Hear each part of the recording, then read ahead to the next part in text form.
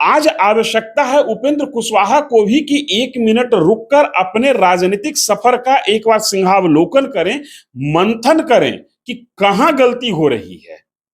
जातिगत राजनीति के लिए बिहार जाना जाता है और आप हिंदू समाज में यादव के बाद सबसे बड़े वोट बैंक, कथित तौर पर जो सबसे बड़ा वोट बैंक होता है, उसका नेता होने का आप दावा कर रहे हैं और आपकी सक्रियता, आपकी खुद की उम्मीदवारी होने के बावजूद न तो आपके कारण वोट ट्रांसफर हुआ और ना आप खुद चुनाव जीत सके। तो जरूरी यह है कि एक बार आत्ममंथन हो।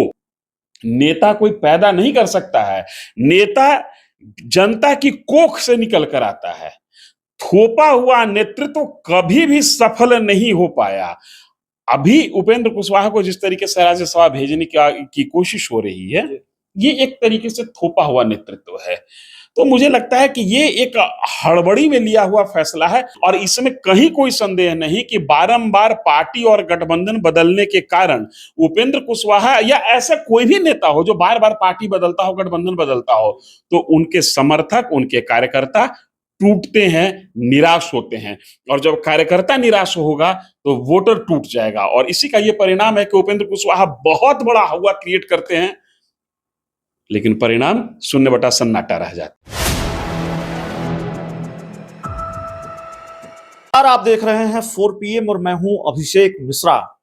देखिए, 2024 के लोकसभा चुनाव नतीजों के बाद एनडीए के अंदर खलबली है, बेचैनी है। जो आधार वोट बैंक था वो खिसका है। लालू यादव ने कुशवाहा वोट बैंक में सेंधमारी की है। उपेंद्र कुशवाहा, सम्राट चौधरी भी इस मामले में बहुत मदद बीजेपी की या एनडीए की नहीं कर पाए हैं। नीतीश कुमार का भी आधार वोट बैंक लौकुश माना जाता है या नीतीश कुमार का ही आधार वोट बैंक लौकुश माना जाता है। उपेंद्र कुशवाहा भी इस जाति समाज के नेता माने जाते हैं। तो क्या ये बेचैनी इस तरह की है 10 सीटें गंवाने के बाद एनडीए के अंदर और खासकर भारतीय जनता पार्टी के अंदर कि बीजेपी पॉलिटिकल ब्लंडर कर रही है और उपेंद्र कुशवाहा को राज्यसभा भेजने का फैसला क्या पॉलिटिकल ब्लंडर है?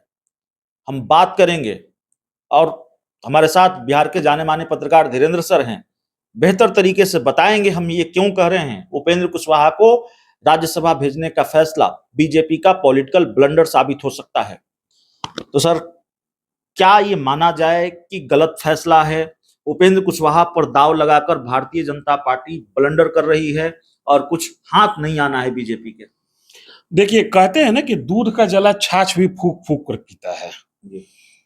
आपने जहां से बात शुरू की वहीं से मैं पकड़ता हूं। आपने कहा कि कोर वोट बैंक खिसक रहा है, कुशवाहा वोट नहीं मिला। तो एक चीज मैं आपके माध्यम से दर्शकों को बता दूं कि कुशवाहा कभी भी बीजेपी या एनडीए का कोर वोट बैंक नहीं रहा। कुशवाहा किसी कालखंड में नीतीश कुमार के लौ कुश समीकरण का हिस्सा था और वो हिस्सा नीतीश कुमार से भी काफी पहले छिटक गया। कुशवाहा जो वर्ग है ये बहुत ही चालाकी से वोटिंग करते हैं और जब जहां जैसा इनका उम्मीदवार है वहां पर ये वोटिंग करते हैं, अपने उम्मीदवार के पक्ष में करते हैं, ना कि पार्टी के पक्ष में करते हैं।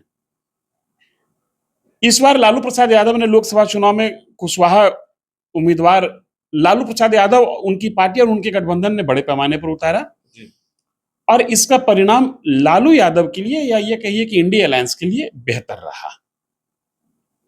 बीजेपी लंबे अरसे से कुशवाहा वोट बैंक को लेकर प्रयोग कर रही थी और उसी प्रयोग का नतीजा था कि सम्राट चौधरी दूसरी पृष्ठभूमि से बीजेपी में आने के कुछ दिन बाद विधान परिषद की सदस्यता मिली, मंत्रालय मिला और पार्टी का अध्यक्ष भी बन गए। बीजेपी की समझ यह थी कि पार्टी अध्यक्ष बनाने के बाद सम्राट चौधरी के नाम पर कुशवाहा मतदाता टर्नअप होगा।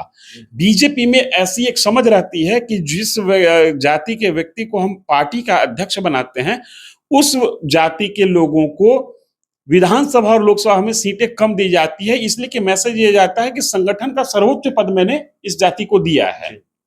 बावजूद इसके सम्राट चौधरी के सक्रिय होने के बावजूद एक भी वोट या ये कहिए कि कायदे से जो कुशवाहा वोट का शिफ्ट होना चाहिए था वो नहीं हुआ।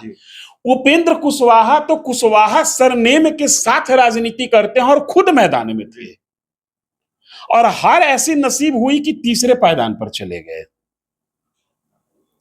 उत्तर प्रदेश से लेकर बिहार तक कुशवाहा वोट बैंक को लेकर एक एक्सपेरिमेंट करने की बीजेपी कोशिश कर रही है और उसी कोशिश का परिणाम है कि उपेंद्र कुशवाहा को हारने के बावजूद राज्यसभा भेजने का निर्णय लिया गया है।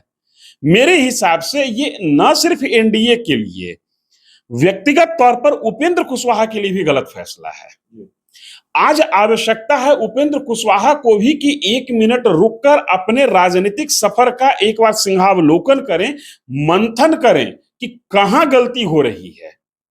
जातिगत राजनीति के लिए बिहार जाना जाता है और आप हिंदू समाज में यादव के बाद सबसे बड़े वोट बैंक, कथित तौर पर जो सबसे बड़ा वोट बैंक होता है, उसका नेता होने का आप दावा कर रहे हैं और आपकी सक्रियता, आपकी खुद की उम्मीदवारी होने के बावजूद न तो आपके कारण वोट ट्रांसफर हुआ और ना आप खुद चुनाव जीत सके। तो जरूरी यह है कि एक बार आत्ममंथन हो। और मेरी ये सलाह होगी, भले आपको बुरा लग रहा होगा, लेकिन मेरी ये सलाह होगी और आपके लिए है कि राज्यसभा जाने के बनिस्बत बेहतर होता कि चंपारण जाते भितिहरवा आश्रम एक बार बापू की प्रतिमा के सामने बैठकर सोचते कि कहां से चूक हो रही है, क्यों मैं क्लिक नहीं कर पा रहा हूं। जरा बिहार को घूमते, एक बार मथते अपने लोगों को। ऐसा तो नहीं है कि जनता से कट चुके हैं, एक बार जरा जनसंवाद होता, आप अपने मतदाताओं के टेम्परामेंट को समझने की कोशिश करते और उसके बाद अगर जो राज्यसभा और लोकसभा की बात होती तब शोभनीय होता। एक चीज और मैं बार बार कहता हूं, नेता कोई पैदा नहीं कर सकता है, नेता जनता की कोख से निकल कर आता है। थोपा हुआ नेतृत्व कभी भी सफल नहीं हो पाया। अभी उपेंद्र कुशवाहा को जिस तरीके से राज्यसभा भेजने की कोशिश हो रही है, ये एक तरीके से थोपा हुआ नेतृत्व है।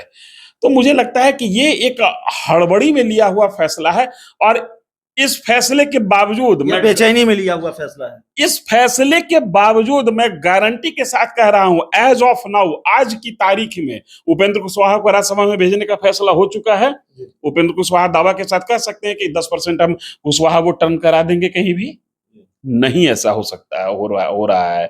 अगर ऐसा नहीं हो रहा है तो फिर ये उपेंद्र कुशवाहा और साथ साथ उपेंद्र कुशवाहा के जो सहयोगी दल हैं उनको भी सोचना होगा कि कौन सी रणनीति अपनाई जाए जिसके तहत कुशवाहा वोट बैंक को हम अट्रैक्ट कर सकें। राज्यसभा भेजने पर कुशवाहा वोट बैंक अट्रैक्ट हो जाएगा, ये मेरे हिसाब से गलती है। प्रदेश अध्यक्ष बना के आपने देख लिया, कुछ मिलने वाला नहीं है।